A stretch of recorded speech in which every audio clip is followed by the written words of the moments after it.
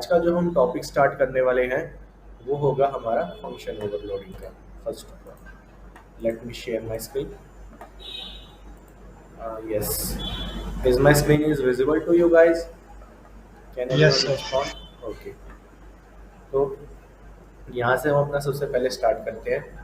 हमारा जो आज का पहला टॉपिक होगा वो होगा हमारा फंक्शन ओवरलोडिंग का। नाउ फंक्शन ओवरलोडिंग होती क्या है? हमने इससे पहले फंक्शन के बारे में पढ़ा था, तो चलो आज इसको शुरू करते हैं। Function overloading is a feature of object oriented programming where two और more functions can have same name but different parameters. इससे पहले आपने जितना भी सी या सी प्लस प्लस के अंदर करा है, हमने एक बात तो उसमें देखी थी कि अगर हम फंक्शन का नेम देते हैं तो ऑब्वियसली हम सेम नेम का फंक्शन बार बार नहीं बना सकते हैं। सेम नेम का फंक्शन जो है हम बार बार, फॉर एग्जांपल अगर हमने सम नाम का फंक्शन बना दिया तो हम दोबारा से उसको सम नाम का फंक्शन नहीं बना सकते हैं, बट हम फंक्शन को ओवरलोड ज़रूर कर सकते हैं। फंक्शन ओवरलोडिंग से हमें यही बेनिफिट होता है कि हम सेम नेम का फंक्शन बार बार बना सकते हैं। Yes, but different parameters. हमारे पास एक कंडीशन है इसमें कि हमारे पास पैरामीटर्स जो है डिफरेंट होने चाहिए। When a function name is overloaded with different jobs it is called function overloading. I think definition सबको क्लियर होएगी। एक बार हम इसको कोड के थ्रू देख लेते हैं।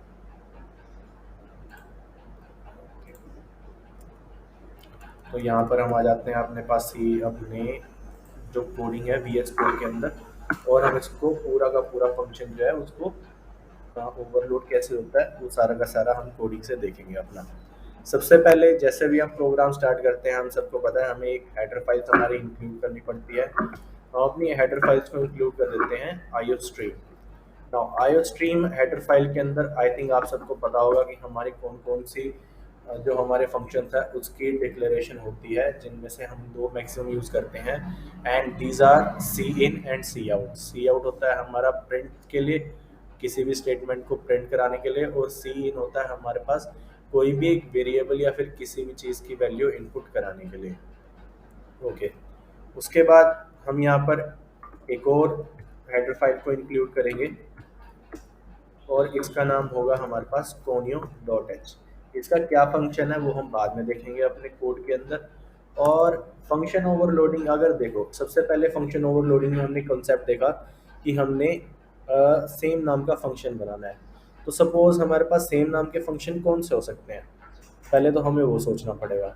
चलो लेट्स से हम एक एरिया नाम का फंक्शन इसके अंदर डिफाइन करेंगे, जिसमें हम डिफरेंट डिफरेंट शेप्स का एरिया कैलकुलेट करेंगे। तो एरिया के बाद हमारे पास एरिया के अंदर जो हमारे पैरामीटर्स हैं वो हमारे चेंज होने के चांसेस ज़्यादा हैं। तो सबसे पहले हम अपने मेन फंक्शन बना लेते हैं, और मेन फंक्शन के हम क्या करते हैं, एक वैल्यू पहले तो हम ले लेते हैं। लेट्स सपोज एक वेरिएबल क्रिएट करते हैं आर के नेम से। आर के नेम से वेरिएबल प्रिंट करा, तो लेट्स सपोज अगर हमें एरिया प्रिंट कराना है किसी सर्कल का, तो आर को हम ले सकते हैं रेडियस। तो यहाँ पर हम एक अपनी सी आउट की स्टेटमेंट लिख देंगे और यूज़र को बोलेंगे enter the radius of the circle. Let's suppose कि हमें एक रेडियस का सर्कल आप इनपुट दो, और लास्ट में हम यूज़ कर लेते हैं हमारी हैंडल स्टेटमेंट, ताकि वो हमें नेक्स्ट लाइन के ऊपर शिफ्ट कर दें। अब ना यहाँ पर हम सी आउट यूज़ कर रहे हैं, तो हम यहाँ पर एक कन्वेंशन ले लेते हैं, नेम स्पेस को हम इसके अंदर ऐड कर लेते हैं स्टैंडर्ड लाइब्रेरी जो है, ताकि हम यहाँ पर विदाउट एनी प्रॉब्लम सी आउट स्टेटमेंट को यूज़ कर सकें। ओके, हमने यहाँ पर सी आउट एक स्टेटमेंट लिख दी। उसके बाद हम क्या करते हैं, यहाँ पर जो वैल्यू है हमारी सी एन और एक्सट्रैक्शन ऑपरेटर की मदद से हम आर में अपनी वैल्यू जो है वो इनपुट करा लेते हैं। यहाँ पर हमारी नेक्स्ट स्टेटमेंट लिखने से हमारी आर की वैल्यू जो भी हम इनपुट कराएंगे रेडियस हमारा आर के अंदर आ जाएगा। ओके, उसके बाद हम फर्दर मूव करते हैं और लेट्स सपोज हम एक फंक्शन बनाते हैं यहाँ पर एरिया नाम का, और उसके अंदर पास कर देते हैं आर। अब एरिया है, अब नॉर्मली जो सर्कल का रेडियस होता है, जो सर्कल का एरिया होता है, अब सर्कल के एरिया का फॉर्मूला आप में से अगर किसी को भी याद है तो मेरे को बताओ। Is there anyone? जिसको सर्कल के एरिया का फॉर्मूला पता है? Bye knowing radius. ओके, आपको नहीं पता तो कोई बात नहीं। पाई आर स्क्वायर। या पाई आर स्क्वायर हमारे पास रेडियस का, सॉरी, जो एरिया का फॉर्मूला सर्कल का होता है वो पाई आर स्क्वायर होता है। ओके, तो सबसे पहले हम यहाँ पर एक इसको डिफाइन कर लेते हैं। लेट्स सपोज अब आपको पता है कि पाई की वैल्यू हमारे पास 22/7 that is 3.14 means float integer हमारे पास आएगी वैल्यू। तो नॉर्मली हम क्या करते हैं, ये एरिया को भी हम फ्लोट टाइप का बनाते हैं और इसका नाम दे देते हैं फंक्शन का एरिया। और इसके अंदर इस समय हम क्या एक इंटीजर वैल्यू पास करवा रहे हैं। तो यहाँ पर तो होगी हमारी फंक्शन की डिक्लेरेशन। और इस फंक्शन को अब हम डिफाइन करते हैं अपना नीचे मेन फंक्शन के। मेन फंक्शन में हमने इसको नाम दे दिया एरिया, और इसके अंदर हमने एक वैल्यू ले ली। लेट्स सपोज इसको हम कैपिटल आर दे देते हैं, हमें रेडियस के थ्रू इजी रहेगा समझना इसका नेम को, कैपिटल आर को। उसके बाद हम जस्ट यहाँ से एक रिटर्न स्टेटमेंट लिखते हैं। तो जो रिटर्न हमें कराना है हमारी जो एरिया की वैल्यू है, और एरिया की वैल्यू होएगी हमारे पास let's suppose 3.14 that is pi multiply by capital R and multiply by capital R. It means the area it is returning is pi r square. Okay, तो यहाँ से हमारा एरिया रिटर्न हो गया।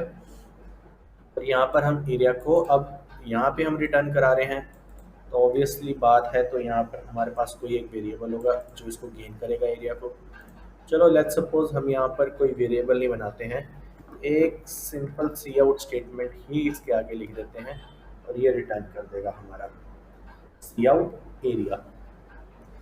और इसको और थोड़ा सा खूबसूरत बनाने के लिए हम करते हैं, यहाँ पर लिख देते हैं एरिया ऑफ सर्कल इज, यहाँ पर स्पेस देके ये हमारा जो एरिया है इसको प्रिंट कर देगा, रिटर्न कर देगा यहाँ से एरिया। अब हम इस प्रोग्राम को हमारा बिल्ड करते हैं और इसको रन करने की ट्राई करते हैं। ओके, हम अपने टर्मिनल में आ जाते हैं। ये हमसे कह रहा है enter the radius of the circle, और लेट्स सपोज हम यहाँ पर 7 एंटर करते हैं। और उसके बाद इसने हमें क्या, एरिया ऑफ सर्कल इज़ 153.86, जो ये कैलकुलेशन है इसको करके इसने हमें एरिया जो की वैल्यू है प्रोवाइड कर दी है। अब लेट्स सपोज हमने एरिया नाम का फंक्शन तो बना दिया। अब उसके बाद हम क्या कर रहे हैं, हमने सर्कल का एरिया तो ले लिया, अब हमें एक एरिया जो है रेक्टेंगल का और चाहिए।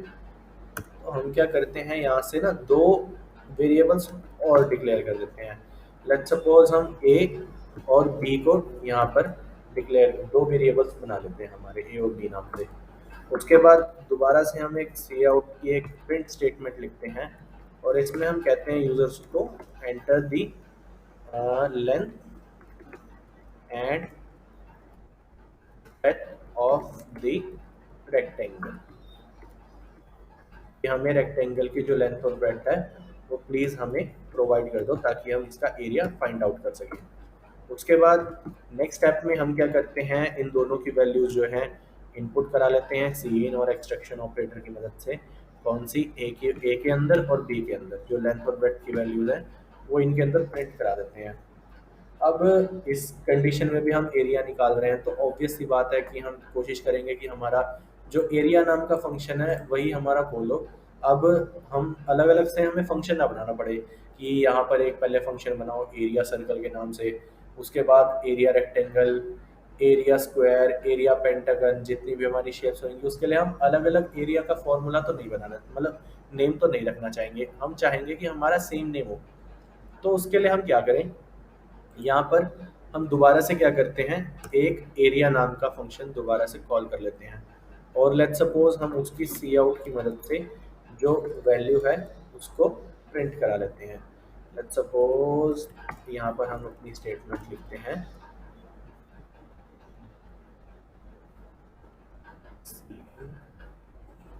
एंड, ये गलती से मिस्टेक हो गया था यहाँ पर, या सी आउट में हम लिखते हैं हमारा एरिया ऑफ रेक्टेंगल इज। यहाँ पर हम क्या करते हैं, अब दोबारा से जो हमारी एरिया की वैल्यू है अब हम इसमें पैरामीटर्स जो हम पास करेंगे हमारे, वो होंगे हमारे कौन से, ए कॉमा बी। हम जो दो पैरामीटर्स हैं हमारे इसके अंदर पास करेंगे। नाउ यहाँ पर आप देखोगे ये हमें, अगर हम डायरेक्ट इसको करेंगे रन तो ये एरर देगा, क्योंकि हमने इस नाम से कोई भी एक फंक्शन नहीं बनाया है जिसमें एरिया के अंदर हम दो पैरामीटर पास नहीं कर रहे हैं। यहाँ पर आप देख सकते हो एरिया हमने डिफाइन तो करा है, लेकिन उसके अंदर एक ही पैरामीटर है। तो यहाँ पर ये हमें कह रहा है कि आप दूसरा पैरामीटर कैसे डाल रहे हो, जबकि आपने जो फंक्शन डिक्लेयर करा उसमें आप एक ही पैरामीटर ले रहे हो। तो यहाँ पर हम क्या करते हैं, दोबारा से इसको डिक्लेयर कर देते हैं, और इस बार हम क्या करते हैं, इसको इंट टाइप का बनाते हैं। इंट, दोबारा से हमने एरिया करा, उसके अंदर हमने क्या करा, हम इसमें दो बार जो है दो वेरिएबल इंट टाइप के ही पास करवा रहे हैं, ठीक है। और अब क्या करते हैं, हम इस फंक्शन को डिफाइन भी कर देते हैं। यहाँ पर इसका टाइप होगा हमारे पास इंट, क्योंकि ये इंट वैल्यू हमारी रिटर्न करेगा, and the name is same, that is area. और लेट्स सपोज हम इसको एक्स और वाई में जो हमारी वैल्यूज है उसके अंदर इसको इनपुट करा लेते हैं। दोनों हमारे पास इंटीजर टाइप हैं, ए और बी, इसलिए यहाँ पर हमने इन टाइप की वैल्यूज ही हम यहाँ पे ले रहे हैं। उसके बाद यहाँ पर अब मेरे को ये बताओ, रेक्टेंगल के एरिया का फॉर्मूला क्या होता है, जल्दी से anyone? Length into breadth, very simple formula. यहाँ पर हम एक्स, लेट्स सपोज यहाँ पर हमारे पास एक्स वाई है, लेंथ और ब्रेड्थ, हम यहाँ पर इसको प्रिंट करा देते हैं। तो अब यहाँ पर जो हमारा एक हैंडल स्टेटमेंट भी आ चुकी है, यहाँ पर हमारे पास कोई इशू नहीं है। उसके बाद हमारे पास वैल्यू प्रिंट हुई, यहाँ पर हम क्या करते हैं ताकि ये हमें एक नेक्स्ट लाइन में शिफ्ट कर दें, यहाँ पर हम अपनी जो है हैंडल स्टेटमेंट दोबारा से लगा देते हैं, एक हैंडल स्टेटमेंट लगा देते हैं ताकि ये हमें नेक्स्ट लाइन में शिफ्ट कर दे। उसके बाद हम करते हैं अपने कोड को कंपाइल, देखते हैं हमारे पास कोई एरर तो नहीं आया। हमारे पास कोई एरर नहीं आया, ये प्रोग्राम हमारा सक्सेसफुली रन हो चुका है। और ये कह रहा है first of all enter the radius of the circle. Let's suppose मैं इस बार 5 डाल देता हूँ। ओके, मुझे अपने टर्मिनल में आना पड़ेगा, यहाँ पर मैं 5 डालता हूँ, और यहाँ पर आप देख सकते हो इसने हमें बता दिया area of circle is 78। Now अब ये क्या कह रहा है, enter the length and breadth of the rectangle. यहाँ पर अगर हम डालते हैं फॉर एग्जांपल सबसे पहले 4 डालते हैं और ब्रेड्थ डाल देते हैं 5। यहाँ पर हम ये मेंशन कर रहा है एरिया ऑफ रेक्टेंगल इज 20। तो आप यहाँ पर देख सकते हो कि C++ के अंदर हमने क्या करा, हमने सेम नेम से जो हमारा सेम नेम है फंक्शन का, फंक्शन क्रिएट कर लिया हमने सेम नेम से। जबकि अगर हम सेम नेम से फंक्शन क्रिएट करते हैं तो ये हमें एरर देता है। ये कंसेप्ट होता है हमारा फंक्शन ओवरलोडिंग का। अब लेट्स सपोज अब यहाँ पर आप एक गेम, यहाँ पर आप मान के चलो एक सिनेरियो लो कि यहाँ पर भी हमने एक int टाइप का वैल्यू ही ले लिया। तो आप मुझे बताओ कि ये मुझे एरर देगा या एरर नहीं देगा, अब आप मुझे बताइए। No answer, okay. Sir error नहीं देगा सर, एरर नहीं देगा और एरर देगा भी, ये कुछ हमारे कंपाइलर्स के ऊपर डिपेंड कर जाता है कई बार। राइट नाउ ये एरर नहीं देगा, उसका रीज़न ये है, ये हमें एरर नहीं देगा क्योंकि यहाँ पर ये प्रोटोटाइप जो आप यहाँ पर टाइप देख रहे हो, यहाँ पे की जो हमारा रिटर्न टाइप है वो यहाँ पर हमारा इंट है और ऊपर हमारा फ्लोट है, तो इसको इजीली डिस्टिंग्विश कर लेगा और हमें कोई भी एरर नहीं देगा। ओके, तो इसको अब हम कैसे समझते हैं या फिर कैसे हमारे पास कौन कौन से केसेस बन सकते हैं, इसको हम एक बार देख लेते हैं। यहाँ पर how function overloading is resolve. अगर मान लिया हम सेम नाम के फंक्शन भी बना देते हैं या फिर हम सेम नाम के उसके अंदर जो पैरामीटर्स हैं उसको पास कर देते हैं, तो उसके बाद हमारा ये कैसे होगा। First of all first point देखते हैं यहाँ पर, first C++ try to find the exact match. Exact match का मीनिंग क्या होता है, जो हमारे उसके अंदर पैरामीटर्स जो हमने पास करे हैं, फॉर एग्जांपल अगर हमने 5 पैरामीटर्स पास करे हैं और नीचे भी हम क्या जो 5 पैरामीटर्स ही प्रोवाइड कर रहे हैं, तो वो एक एग्जैक्ट मैच बन गया। तो C++ पहले तो एक एग्जैक्ट मैच फाइंड करने की कोशिश करेगा। This is the case where the actual arguments exactly match the parameter type of one of the overloaded function. Okay, second point में आते हैं। If no exact match is found, C++ try to find a match through promotion. For example हमारा return type भी same है, हमारे number of arguments भी same है, और यहाँ तक कि जो आर्ग्यूमेंट्स का टाइप है, इंट है, कैरेक्टर है या फिर फ्लोट है, वो भी सेम है। तो उसके बाद हमारा क्या करेगा सी प्लस प्लस, सारा कुछ तो सेम हो गया है। हाँ, इसका मतलब हमें कोई ना कोई चेंज तो करना पड़ेगा पहचानने के लिए सी प्लस प्लस को। तो यहाँ पर सी प्लस प्लस क्या करता है, कुछ प्रमोशन करने की ट्राई करता है। प्रमोशन किस तरह से करता है वो, जो भी हमारे पास कैरेक्टर होंगे या फिर अनसाइंड कैर के नाम से कोई भी एक कीवर्ड होगा या फिर शॉर्ट होगा हमारे पास, शॉर्ट इंट टाइप कह सकते हो, तो उसको प्रमोट कर देगा इंटीजर के अंदर, इंट टाइप के वेरिएबल के अंदर। इसे कहते हैं हम प्रमोशन। कि जो भी मतलब एक हमारे पास जिसकी मेमोरी कम है वेरिएबल की, वो एक बड़े वेरिएबल की मेमोरी के ऊपर शिफ्ट कर रहा है, तो मतलब वो अपने आप को प्रमोट कर रहा है। कैरेक्टर की आप देख सकते हो कितना 1 बाइट कवर करता है, और इंटीजर हमारा 2 बाइट्स की मेमोरी कवर करता है। तो कैरेक्टर जो है वो हमारा प्रमोट होगा इंटीजर पे। और सिमिलरली अगर मान लिया कोई फ्लोट टाइप का, फ्लोट की प्रमोशन होगी वो हमारी डबल के अंदर होगी। Okay, third point, if no promotion found, promotion भी अगर उसको नहीं मिलती है, C plus plus try to find a match through standard conversion. वो नॉर्मल कन्वर्जन के अंदर अपना जो है सी प्लस प्लस फाउंड करेगा और मैच ढूंढने की कोशिश करेगा। ओके, तो आई थिंक फंक्शन ओवरलोडिंग वाला कॉन्सेप्ट आप सबको क्लियर होगा। हम एक बार दोबारा से उसको रिवाइज कर लेते हैं। फंक्शन ओवरलोडिंग क्या होता है? Function overloading is a feature of object oriented programming where two और more functions can have the same name but different parameters. When a function name is overloaded with different jobs, it is called function overloading. Function overloading क्या होता है हमारा? ये हमारा object oriented programming का part है जिसमें हम सेम नेम के दो फंक्शन भी बना सकते हैं, बट हमारे पास कुछ कंडीशंस हैं। फॉर एग्जांपल हमारे पास जो पैरामीटर्स, जो नंबर ऑफ पैरामीटर्स प्रोवाइडेड है वो हमारे कुछ डिफरेंट होने चाहिए। ओके, यहाँ पर हमने कुछ केसेस देख लिए कि हमारे पास कैसे कैसे सी प्लस प्लस जो ओवरलोडिंग का इशू है उसको रिजॉल्व करता है। पहला, first C plus plus try to find the exact match वो फाइंड करने की कोशिश करेगा। अगर उसको नहीं कोई एग्जैक्ट मैच मिलता तो वो हमारी प्रमोशन ट्राई करेगा। अगर उसको प्रमोशन भी नहीं मिलती तो वो हमारी स्टैंडर्ड कन्वर्जन करके उसको ट्राई करने की कोशिश करेगा, उसको रन करने की कोशिश करेगा। ओके, उसके बाद फंक्शन ओवरलोडिंग के बाद आज जो हम अपना करने वाले हैं दूसरा कंसेप्ट, वो है हमारा स्ट्रक्चर का। स्ट्रक्चर जो है हमने सी लैंग्वेज के अंदर भी करे हैं और सी प्लस प्लस के अंदर भी है। बट जैसे कि वेरिएबल्स के अंदर हमारा चेंज आया, स्ट्रक्चर के अंदर भी हमारा जो है सी लैंग्वेज और सी प्लस प्लस लैंग्वेज में चेंज है। तो सबसे पहले हम देख लेते हैं हमारा स्ट्रक्चर होता क्या है। Structure is a collection of dissimilar element. Now dissimilar elements, अब डिसिमिलर एलिमेंट्स से हमारा क्या मतलब है? डिसिमिलर एलिमेंट्स फॉर एग्जांपल हमारे पास एक बैग है, उसके अंदर हमने क्या करा, हमने उसके अंदर एक इंट टाइप का वेरिएबल डाल दिया, एक फ्लोट टाइप का डाल दिया, एक कैर टाइप का डाल दिया। तो यहाँ पर ये क्या हो गए? Dissimilar elements. अब आपने इससे पहले एक एरे की डेफिनेशन करी थी। एरे के अंदर क्या होता था? एरे की डेफिनेशन होती थी array is a collection of similar type of elements. But structure की डेफिनेशन में थोड़ा सा चेंज है। Structure is a collection of dissimilar elements. Next, structure is a way of is a way to group variables. Now तो different type of variables को हम एक bag के अंदर, एक फॉर्मेट के अंदर, एक डेटा टाइप के अंदर कवर कर सकते हैं, उसको हम कहते हैं structure. Structure is use to create data type.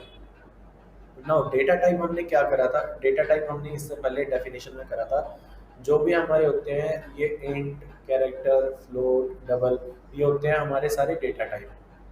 तो स्ट्रक्चर भी क्या होता है? स्ट्रक्चर भी एक नए टाइप का डेटा टाइप क्रिएट करता है। और अच्छी बात इसमें ये है कि ये प्री डिफाइंड नहीं है, ये यूज़र डिफाइंड डेटा टाइप होता है, और ये अपनी मर्जी से यूज़र कोई भी नाम इसका रख सकता है। ओके, इनकैप्सुलेशन को हम बाद में देखते हैं। सबसे पहले तो हम प्रोग्रामिंग की मदद से थोड़ा सा स्ट्रक्चर के बारे में देख लेते हैं। ओके, तो यहाँ पर मैं अपना इसको सारा क्लियर कर देता हूँ सबसे पहले, और दोबारा से हम इसके अंदर हमारा जो कोड है उसको ट्राई करते हैं। सबसे पहले हम अपनी हेडर फाइल्स को इंक्लूड कर लेते हैं, जिसमें हमारी आती है आईओ स्ट्रीम, और उसके बाद एक हम इंक्लूड कर लेते हैं onio.h hashtag include onio.h।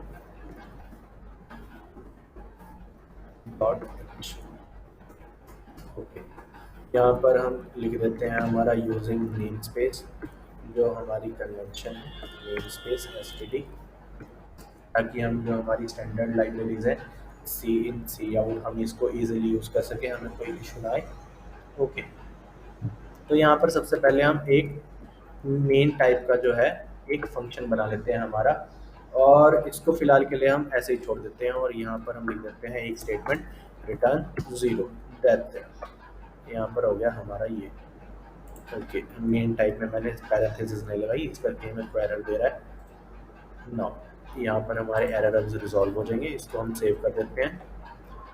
यहाँ पर हम एक स्ट्रक्चर डिफाइन करेंगे। नाउ स्ट्रक्चर को बनाने के लिए हमें करना क्या होता है? स्ट्रक्चर को बनाने के लिए सबसे पहले तो हम लिखते हैं हमारा कीवर्ड स्ट्रक्ट, STRUCT स्ट्रक्ट। उसके बाद जो भी हमने स्ट्रक्चर का नाम देना है, फॉर एग्जांपल यहाँ पर मैं एक स्ट्रक्चर बनाता हूँ जिसका एक कोई भी हम एंटिटी ले लेते हैं। लेट्स सपोज हम एक बुक नाम की एंटिटी लेते हैं जिसकी हम डिटेल्स को सेव करेंगे। तो यहाँ पर क्या मैंने अपना नाम दे दिया बुक, जो हम डेटा टाइप बनाने जा रहे हैं। उसके बाद मैं कर्ली ब्रेसेस ओपन करूँगा और उसके अंदर अपना जो है कोडिंग करना शुरू करूँगा। यहाँ पर हम स्ट्रक्चर की जहाँ पे हमारी पैरेंथेसिस क्लोज होंगी वहाँ पर हमें सेमीकोलन लगाना जरूरी है। ओके, अब जैसा कि हम जानते हैं structure is a collection of dissimilar elements, तो यहाँ पर हम कुछ डिसिमिलर एलिमेंट्स बनाते हैं जो कि हमारा बुक को डिफाइन करेंगे। लेट्स सपोज मैं यहाँ पर एक इंट टाइप का बनाता हूँ एलिमेंट, और इसको मैं दे देता हूँ बुक आईडी। कोई भी हमारी बुक की एक आईडी है, और बुक है तो मामूली सी बात है, उसका हमारे पास नेम भी होगा, और उसका हमारे पास प्राइस भी होगा, उसका हमारे पास एडिशन भी होगा, सारा कुछ होगा। तो लेट्स सपोज कि मैं ना सबसे पहले दे देता हूँ इसका प्राइस, और मैं इसको फ्लोट में दे देता हूँ, फ्लोट प्राइस नाम दे देते हैं इसको हम। और नेक्स्ट हम बना देते हैं क्या, एक बना देते हैं हम टाइटल। टाइटल सॉरी, टाइटल नहीं लिखना था मेरे को यहाँ पर। टाइटल अगर हम बनाएंगे तो वो हमारा होगा कैरेक्टर टाइप का, तो हम यहाँ पर लिखेंगे कैरेक्टर, और यहाँ पर हम उसका नाम दे देंगे वेरिएबल का टाइटल, और इसके अंदर हमारे पास इसकी लेंथ दे देंगे दैट इज 20 तक की जो हमारे पास वर्ड लिमिट है टाइटल की। ओके, तो यहाँ पर हमने एक बेसिक्स का अपना बुक नाम का एक स्ट्रक्चर तो बना लिया। नाउ अगर हमने उसके अंदर एक कुछ वेरिएबल्स भी बना दिए जो कि हमारे डिसिमिलर है। यहाँ पर आप देख सकते हो, एक हमारा इंट टाइप का है, एक हमारा फ्लोट टाइप का है, और एक हमारा कैरेक्टर टाइप का है। मतलब ये एरे से तो हमारा टोटल डिफरेंट हो चुका है। ओके, अब कई बच्चों को यहाँ पर डाउट जाता है कि हमने यहाँ पर एक स्ट्रक्चर बना दिया तो ये हमारी मेमोरी कितनी कंज्यूम कर रहा है। अब लोग सोचेंगे कि हमारा इंटीजर हो गया 2 बाइट ये ले गया, 4 बाइट ये ले गया, 1 बाइट, तो हमारे पास 20 है, तो ये 20 तो ये ले गया, तो इट मीन्स हमारा ये 26 बाइट्स की मेमोरी ले गया। बट नो, अभी इसने कोई भी मेमोरी हमारी कंज्यूम नहीं करी है। उसका रीज़न ये है कि अभी हमने सिर्फ डेटा टाइप जो है वो डिफाइन करा है, हमने इसका कोई भी एक वेरिएबल बनाया ही नहीं है। हमारा जो मेमोरी कंज्यूम होती है वो हमारे पास वेरिएबल डिफाइन करने पे होती है। तो अगर हम यहाँ पर कोई भी एक बुक नाम का एक वेरिएबल बनाते हैं, लेट्स सपोज मैंने b1 वेरिएबल बना दिया, तो यहाँ पर अगर जैसे ही हम b1 नाम का वेरिएबल बनाते हैं बुक नाम, बुक क्लास का, बुक डेटा टाइप का, यहाँ पर ये हमारी सीधा का सीधा 26 बाइट्स की जो मेमोरी है वो ऑक्यूपाई कर लेगा रजिस्टर के अंदर। नाउ सी के अंदर हमारा कॉन्सेप्ट होता है, अगर हम कोई भी एक वेरिएबल बनाते हैं तो उसके आगे अगर वो हमारा डेटा टाइप है यूज़र डिफाइंड स्ट्रक्चर से बनाया हो, तो हमें एक स्ट्रक्ट कीवर्ड ज़रूर लिखना पड़ता है। यहाँ पे STRUCT स्ट्रक्ट कीवर्ड लिखना पड़ता है उसको डिफाइन करने के लिए। ये होता है हमारा सी का रूल। बट यस, C++ के अंदर हमारा थोड़ा सा अपग्रेडेशन है। यहाँ पर हम क्या करते हैं, यहाँ पर ये मैंडेटरी नहीं है, ये नेसेसरी नहीं है स्ट्रक्ट कीवर्ड लगाना। अगर आप सी लैंग्वेज के अंदर कोडिंग करते हैं तो यस, स्ट्रक्ट कीवर्ड हमारा मैंडेटरी है, नेसेसरी है, उसके बिना हम आपका एक कोड वर्क नहीं करेगा। बट सी प्लस प्लस के अंदर ये हमें एक बेनिफिट है, अपग्रेडेशन इसे आप कह सकते हो, कि यहाँ पर हमें स्ट्रक्ट लिखने की ज़रूरत नहीं है। यहाँ पर जो हमने डेटा टाइप बनाया उसका जस्ट आप नेम लिखो और उसके अंदर जो वैल्यू है उसको डायरेक्टली असाइन कर सकते हो। I think it is clear to everyone now. उसके बाद अगर मान लिया हमने यहाँ पर ये तो बना दिया, अगर हमने बुक आईडी की मान लिया कोई वैल्यू उसके अंदर डालनी है, तो वो हम कैसे डालें, वो भी हमारे पास एक इशू होगा। नाउ अब यहाँ पर हम ऐसा तो डाल नहीं सकते, हमने B1 बना दिया तो डायरेक्टली हम लिख दें बुक आईडी, और बुक आईडी के अंदर हम कुछ भी एक वैल्यू डाल देते हैं, फॉर एग्जांपल के लिए 34, दैट्स इट। इतना सिंपल हमारे पास नहीं होगा ये। इतना सिंपल हमारे पास इसलिए नहीं होगा, फॉर एग्जांपल यहाँ पर हमने B2 बनाया, तो ये बुक आईडी किस चीज़ की है, अब ये डिफाइन करना मुश्किल हो गया, ये B1 वाले वेरिएबल की है या फिर B2 वाले वेरिएबल की है, अब हमें ये नहीं पता चलेगा। तो उसके लिए क्या है, अगर हमने बुक आईडी इनिशियलाइज करना है, तो जिस वेरिएबल का हमारे पास ये हम बुक आईडी इनिशियलाइज कर रहे हैं उसको हमें उस वेरिएबल को आगे लिखना पड़ेगा। यहाँ पर अगर मान लिया B1 कर रहे हैं तो B1 उसके बाद डॉट, उसके बाद जो हम उसके अंदर के वेरिएबल है फॉर एग्जांपल बुक आईडी, यहाँ पर हम उसको इनिशियलाइज कर सकते हैं। सिमिलरली अब यहाँ पर हमारे पास लेट्स सपोज हमारे पास टाइटल है, तो B1 डॉट यहाँ पर हम ले लेते हैं टाइटल, और टाइटल के अंदर हम मान लिया कोई भी एक स्ट्रिंग डालते हैं, लेट्स सपोज कोई भी एक बुक का नाम है, लेट्स सपोज हमारे पास मैथ की बुक है, तो इसको हम कोट्स के अंदर हमारे मैथ लिख देते हैं। नाउ अब मेरे को आप ये बताओ, ये हमें एरर देगा या एरर नहीं देगा, कोई भी anyone can answer. Is that creating any issue for me, अगर मैं इस कोड को रन करता हूँ क्या ये मुझको एरर देगा? अच्छा यस सर। देखो अच्छा एरर देगा तो एरर का रीजन बताओ क्या होगा।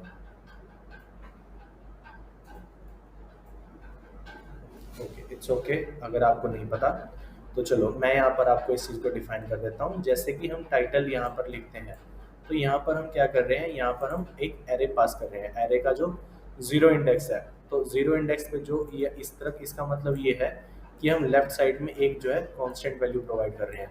नाउ कांस्टेंट वैल्यू के अंदर हम अपनी जो मैथ्स की वैल्यू है उसको स्टोर नहीं कर सकते हैं, तो उसके लिए हम क्या करना पड़ेगा, अगर मान लिया वैल्यू डालनी है हमारे हमारे जो स्ट्रिंग के पार्ट में हमारे पास एक फंक्शन होता है स्ट्रिंग कॉपी फंक्शन, उसको हम लिखते हैं strcpy। इस फंक्शन को यूज़ करने के लिए सबसे पहले जिसके अंदर हमने इस वैल्यू को कॉपी करना है वो लिख देते हैं। फॉर एग्जांपल यहाँ पर हमारा B1 डॉट टाइटल है, और जो भी हमारे पास वैल्यू है हमें वो प्रोवाइड करनी है, वो हम कोड्स के अंदर प्रोवाइड कर देंगे। लेट्स सपोज यहाँ पर हमारी वैल्यू है मैथ्स, तो यहाँ पर अभी हमें कोई भी इशू क्रिएट नहीं करेगा, जो हमारी मैथ्स की वैल्यू है वो हमारी B1 डॉट टाइटल के अंदर आ जाएगी। और अगर हमें मान लिया B1 डॉट प्राइस, अगर हमें इसका कोई भी डालना है तो वो यहाँ पे हम डायरेक्टली डाल सकते हैं। लेट्स सपोज इस बुक का प्राइस होगा 465.9, लेट्स सपोज हम कोई भी प्राइस की वैल्यू रख देते हैं, इसकी ये वैल्यू है। तो इस तरीके से हम क्या कर सकते हैं, कोई भी जो वैल्यू है एक वेरिएबल के अंदर जो कि हमने एक स्ट्रक्चर से बनाया है, एक डेटा टाइप का बनाया है, उसके अंदर कैसे वैल्यू इनपुट कराते हैं वो आई थिंक आप सबको क्लियर हो चुका होगा। ओके तो यहाँ पर हमारे पास हमने डिसिमिलर एलिमेंट्स तो बना दिए हैं, और एक हमने डिफरेंस भी देख लिया है कि C और C++ के अंदर हमारा क्या डिफरेंस होता था। उसके बाद हम यहाँ पर क्या करते हैं, एलिमेंट्स के साथ साथ हम इसके अंदर फंक्शन भी बना सकते हैं। लेट्स सपोज यहाँ पर तो हमने डायरेक्टली हमने वैल्यूज़ ली हैं, हमारे पास डायरेक्टली हमने अपने कोड के थ्रू इसके अंदर इनपुट करी है। फिलहाल के लिए मैं इसको हटा देता हूँ और इसको अभी ऐसे ही रहने देता हूँ, और इसी के अंदर जो हमारा स्ट्रक्चर है इसी के अंदर मैं क्या करता हूँ, एक मैं बना देता हूँ इनपुट टाइप का फंक्शन। अब यहाँ पर लेट्स सपोज मैं इसको वॉइड टाइप का बनाता हूँ, मैं इसको कुछ रिटर्न नहीं कराऊंगा, वॉइड इनपुट नाम का मैंने एक फंक्शन बना दिया, और उसके अंदर क्या कर दिया मैंने, उसके अंदर मैं जस्ट जो वैल्यूज़ हैं हमारी उसको इनपुट कराऊंगा। वैल्यूज़ किसकी, बुक आईडी, प्राइस और जो हमारा टाइटल है इसकी वैल्यू जो है यूज़र से इनपुट कराऊंगा। नाउ यहाँ पर मैं सबसे पहले एक अपनी प्रिंट स्टेटमेंट लिख देता हूँ। यहाँ पर मैं लिख देता हूँ एंटर दी, सबसे पहले हम लिख देते हैं बुक आईडी कॉमा, उसके बाद हम यहाँ पर लिख देते हैं title comma and comma use नहीं करते, एंड प्राइस ऑफ, और यहाँ पर हम एक हैंडल स्टेटमेंट लिख देते हैं ताकि ये हमारा कर्सर जो है नेक्स्ट लाइन पे मूव कर दे। उसके बाद जो तीनों के अंदर हमारे पास वैल्यू है उसको इनपुट करा लेते हैं। हाँ, यहाँ पर एक गौर करने वाली चीज़ है, जैसे कि हमने हमारी प्रिंट स्टेटमेंट में लिखा था हमें एक वेरिएबल बनाना पड़ता था, उसके बाद हमें उस वेरिएबल का जो है डायरेक्टली वेरिएबल के थ्रू उसकी बुक आईडी प्राइस और टाइटल जो है वो एक्सेस करना पड़ता था। बट यहाँ पर जो हमने इनपुट फंक्शन बनाया है वो हमारा स्ट्रक्चर के अंदर ही बना हुआ है। तो यहाँ पर हम क्या, जो डायरेक्टली ये वैल्यूज़ यहाँ पर हमने डिक्लेयर करी हैं उसको हम डायरेक्टली इस फंक्शन के थ्रू यूज़ कर सकते हैं। तो यहाँ पर इसका मतलब ये है, ये जो हमारी बुक आईडी प्राइस और टाइटल हमने 3 वेरिएबल्स बनाए हैं, इनको हम डायरेक्टली स्ट्रक्चर के अंदर जो भी हम फंक्शन बनाएंगे उसको हम डायरेक्टली यूज़ कर पाएंगे।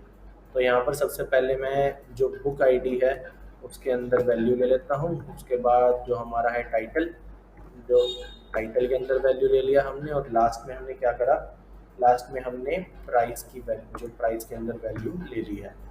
ओके, इतना काम हमारे इनपुट फंक्शन ने कर दिया। और अगर हमने इनपुट बनाया तो लेट्स सपोज हम एक डिस्प्ले फंक्शन भी बना देते हैं। नाउ डिस्प्ले फंक्शन भी क्या करेगा, हमारा जो वॉइड टाइप का ही होगा, तो हमारी जस्ट वैल्यूज को प्रिंट करेगा। यहाँ पर मैं इसका नाम दे देता हूँ वॉइड डिस्प्ले। डिस्प्ले के अंदर मैं कुछ भी पास नहीं करूँगा क्योंकि ये हमारी डायरेक्टली वही वैल्यूज रिटर्न करेगा। ओके, तो डिस्प्ले नाम का मैंने एक फंक्शन बनाया, उसके अंदर मैं क्या कर रहा हूँ, उसके अंदर मैं जस्ट एक प्रिंट स्टेटमेंट लिख रहा हूँ दैट इज सी आउट, और इसमें मैं लिख देता हूँ जो वैल्यूज़ है मैं उसको डायरेक्ट प्रिंट कराता हूँ। मैं यहाँ पर कोई भी अलग से वैल्यू नहीं लिखता। सबसे पहले मैं एक हैंडल स्टेटमेंट लिखता हूँ ताकि अगर हमारा कर्सर कहीं पे अटका हुआ तो नेक्स्ट लाइन पे ऑटोमेटिकली हमारा मूव हो जाए। उसके बाद सबसे पहले हम करा देते हैं बुक आईडी, और उसके बाद हम करा देते हैं अपनी फिर से एक हैंडल स्टेटमेंट लिख देते हैं ताकि वो नेक्स्ट लाइन पे मूव हो जाए। उसके बाद जो हमारा है टाइटल, उसके बाद हम दोबारा से एक हैंडल स्टेटमेंट लिखते हैं, लास्ट में प्राइस, उसका जो प्राइस है वो हम प्रिंट करा देते हैं। ओके, तो ये हो गया हमारा डिस्प्ले फंक्शन। अब हमें इन सारी चीज़ों को एक्सेस भी करना है। तो यहाँ पर मैं क्या करता हूँ, सबसे पहले बुक नाम का जो है एक वेरिएबल बनाता हूँ। लेट्स सपोज मैंने B1 नाम का बनाया था तो मैं B1 नाम का ये बना देता हूँ वेरिएबल बुक टाइप का। ओके, तो B1 के बाद मैं डायरेक्टली इनपुट कराने के लिए वेरिएबल्स, जो B1 का इनपुट फंक्शन है उसको कॉल करना चाहता हूँ, तो मैं उसको कैसे लिखूँगा, मैं लिखूँगा पहले B1, उसके बाद डॉट, उसके बाद फंक्शन का नेम, उसके बाद पैरेंथेसिस। हमारे हम कुछ पास नहीं कर रहे हैं तो हम पैरेंथेसिस खाली छोड़ देंगे। उसके बाद हमने वैल्यूज़ इनपुट तो करा ली, लेकिन हमें वैल्यूज़ को जो है वो डिस्प्ले भी कराना है। तो उसके लिए मैं लिख देता हूँ B1 डॉट डिस्प्ले। यहाँ पर मैंने डिस्प्ले फंक्शन लिख दिया और जो डिस्प्ले फंक्शन है यहाँ पर एक कॉल हो जाएगा। ओके, उसके बाद मैं इस प्रोग्राम को अपने रन करने की ट्राई करता हूँ। तो यहाँ पर आप देख सकते हो, यहाँ पर इसने हमें कोई भी वेरिएबल जो वैल्यू है वो इनपुट कराने के लिए नहीं बोला। इट मीन्स हमारा जो कोड है ठीक से कंपाइल नहीं हुआ है। हम अपनी प्रॉब्लम्स में जाके देख सकते हैं। अच्छा, can not overload function distinguish bye type alone. Console में जाके देखते हैं अनेबल टू स्टार्ट डिबगिंग। यहाँ पर हमारे पास एक एरर आ रहा है और ये एरर है हमारा कंपाइलर का।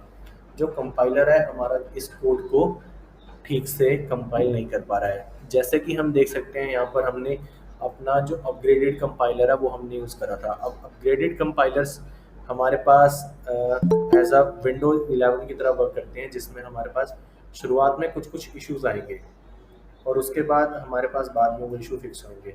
अगर आपको ये आप चाहते हो कि ये हमारा कंपाइलर कोई भी एरर ना दे, तो आप कंपाइलर जो हमारे पास पुराना वर्जन है इसके अंदर अभी 12 वर्जन हमारा यूज़ हो रहा होगा। अगर आपको वर्जन चेक करना है तो आप अपने कमांड प्रॉम्प्ट में आके यहाँ पे जी डी बी टाइप करके माइनस माइनस वर्जन करके टाइप चेक कर सकते हो। यहाँ पर आप देख सकते हो राइट नाउ हमारा जो है 12.1। आपको अगर कोई यूज़ करना है जो स्टेबल होगा, वो आप 9 के बाद की सीरीज़ का कोई भी एक ट्राई कर सकते हो। नाउ 9 का अगर आपको कंपाइलर है तो आपको डाउनग्रेड करना पड़ेगा, जो आपका जीसीसी कंपाइलर है उसको यूज़ करने के लिए। चलो यहाँ पर फिलहाल हमारा जो VS कोड के अंदर आप देख सकते हो हमारे पास ये कंपाइलर की इशू है। तो मैं आपको एक दूसरे प्लेटफॉर्म से फेमिलियर करा देता हूँ, दैट इज़ जो है हमारा डेव C++। इसके अंदर भी आप सिमिलरली इसी टाइप से अपना जो है अपना कोडिंग कर सकते हो। ये भी हमारे पास सिमिलर है और इसको सेटअप करना हमारे पास बहुत ईजी है, हमें कोई इशू नहीं आता इसको सेटअप करने में। जस्ट आपको कुछ नहीं करना है, यहाँ पर जो डेव C++ है को टाइप करोगे, उसके बाद यहाँ पर आप डायरेक्ट आओगे तो यहाँ पर जाकर अपना जो है डेव C++ यहाँ से डाउनलोड कर लोगे। और ये आपको कुछ भी इसके अंदर सेटअप करने की ज़रूरत नहीं है, अलग से कोई कंपाइलर सेटअप करने की ज़रूरत नहीं है। ये सारा कुछ आपको नेक्स्ट नेक्स्ट नेक्स्ट नेक्स्ट करके इजीली इंस्टॉल कर देगा और लास्ट में आपको इस तरह की विंडोज़ जो है वो देखने को मिलेगी। नाउ ये हमारा सेम कोड है जो कि हमने अभी अभी इसके अंदर लिखा है, जो आपने यहाँ पर हमारा VS कोड के अंदर देखा। नाउ इसको हम सबसे पहले कंपाइल करते हैं। नाउ डैश C++ के अंदर हमें कंपाइल करने के लिए जस्ट हमें F9 प्रेस करना है और यहाँ पर आप देख सकते हो कंपाइल, यहाँ पर नीचे हमारा कंपाइलेशन के रिजल्ट भी दिखाएगा, कंपाइलेशन टाइम भी दिखाएगा, कितना टाइम इसको कंपाइल होने में लगा है, और आउटपुट साइज भी हमें दिखाएगा। सारा कुछ यहाँ पर हमें शो करेगा। अब इस फाइल को रन करने के लिए हमें जस्ट F10 प्रेस करना है और दैट्स इट। यहाँ पर ये कह रहा है कि अपनी जो बुक आईडी है, टाइटल है और प्राइस को एंटर करो। लेट्स सपोज मैं बुक आईडी 45 एंटर कर देता हूँ और टाइटल में मैथ एंटर कर देता हूँ और प्राइस मैं दे देता हूँ इसका 777.87, मैं इसका प्राइस दे देता हूँ। उसके बाद क्या हुआ, हमारे पास जो हमारी डिस्प्ले स्टेटमेंट थी वो हमारी रन हुई और इसने 45 टाइटल मैथ और ये हमारा जो लास्ट में है डिस्प्ले कर दिया। यहाँ पर आपको एक बेनिफिट हो जाता है, यहाँ पर आपने कितना टाइम इस कोड को लगा है एग्जिट होने में, यहाँ पर आपको टाइम भी ये शो करता है। इससे आप चेक कर सकते हो कि हमारा कोड जो है वो कितना एफिशिएंट है, मत मीन्स कितना टाइम वो ले रहा है, और आप अपने टाइम को एल्गोरिदम पार्ट की मदद से ऑप्टिमाइज भी कर सकते हो। और यस, यहाँ पर आप देख सकते हो, यहाँ पर ये कह रहा है कोई भी एक की प्रेस करो एग्जिट होने के लिए। तो यहाँ पर अगर हम मान लिया, यहाँ पर मैं एक गेट ch फंक्शन आप देख सकते हो यहाँ पर मैंने यूज़ करा है। लेट्स सपोज मैं यहाँ से गेट ch फंक्शन हटा देता हूँ, इस कोड को दोबारा से कंपाइल कर लेता हूँ और इसको रन करता हूँ। नाउ ये मुझसे कह रहा है कि दोबारा से बुक आईडी, टाइटल और प्राइस एंटर करो। मैं दोबारा से 45 और कुछ भी एंटर हम टाइटल दे देते हैं और प्राइस लेट्स सपोज मैं एंटर कर देता हूँ इसका पॉइंट्स में कोई भी एक वैल्यू जो है मैं इसको दे देता हूँ। यहाँ पर सेम हमारा आ गया और यहाँ पर टाइम भी आप देख सकते हो लगा है। नाउ अगर यहाँ पर हमारा गेट ch फंक्शन हमारा किस लिए यूज़ होता है वो मैं आपको बता देता हूँ। गेट ch फंक्शन की सबसे पहले जो हमारी डिक्लेरेशन होती है वो हमारी होती है conio.h फाइल में। यहाँ पर आप देख सकते हो conio.h फाइल जो है हमारी, इसके अंदर हमारी जो होती है डिक्लेरेशन होती है गेट ch फंक्शन की। यहाँ पर हम गेट ch फंक्शन को डायरेक्ट गेट ch और पैरेंथेसिस लिख के यहाँ पर यूज़ कर सकते हैं। अब यहाँ पर तो जो हमारा एनवायरनमेंट है वो हमारा डेव C++ का है, लेकिन लेट्स सपोज मैं इसको कंपाइल करता हूँ और इसको जहाँ मैंने अपनी फाइल सेव करी है new.exe, यहाँ पर इसको रन करता हूँ। तो यहाँ पर एक बार हम ट्राई कर लेते हैं हमारी exe फाइल को, और सबसे पहले मैं इसको बुक आईडी देता हूँ कोई भी एक, उसके बाद मैं इसको टाइटल दे देता हूँ, लेट्स सपोज मैथ्स दे देता हूँ, और उसके बाद मैं इसको प्राइस दे देता हूँ कोई भी एक। तो यहाँ पर इसने मेरे पास डिस्प्ले भी कर दिया और गेट ch की मदद से यहाँ पर ये जो कोड है यहाँ पर इस समय रुका हुआ है, नहीं तो ये हमारा ऑटोमेटिकली जो है क्लोज हो जाता है। और आपको मैं सबसे पहले यहाँ से गेट ch हटा के एक बार दोबारा से कंपाइल करके दिखा देता हूँ ताकि आपको कोई डाउट ना रहे। या मैंने यहाँ से आप देख सकते हो गेट ch हटा दिया है। उसके बाद मैं एक बार कंपाइल कर लेता हूँ अपने कोड को और मैं अपने जो प्रोग्राम है न्यू डॉट ई एक्स इसको एक बार रन कर लेता हूँ। बुक आईडी कुछ भी हम डाल देते हैं, टाइटल दी बुक हम डाल देते हैं। उसके बाद यहाँ पर जैसे ही मैंने एंटर करा, यहाँ पर आप देख सकते हो कि हमारा कोड जो है वो अपने आप फिनिश हो चुका है, वो रन हो चुका है। तो सेम ये जो है हमारा गेट सी एच इस तरीके से वर्क करता है। गेट सी एच करता है हमारे स्क्रीन को होल्ड करने का काम। I think it is clear to everyone. Is there any doubt? No, sir. Okay. No, So sir. I think that is all for today.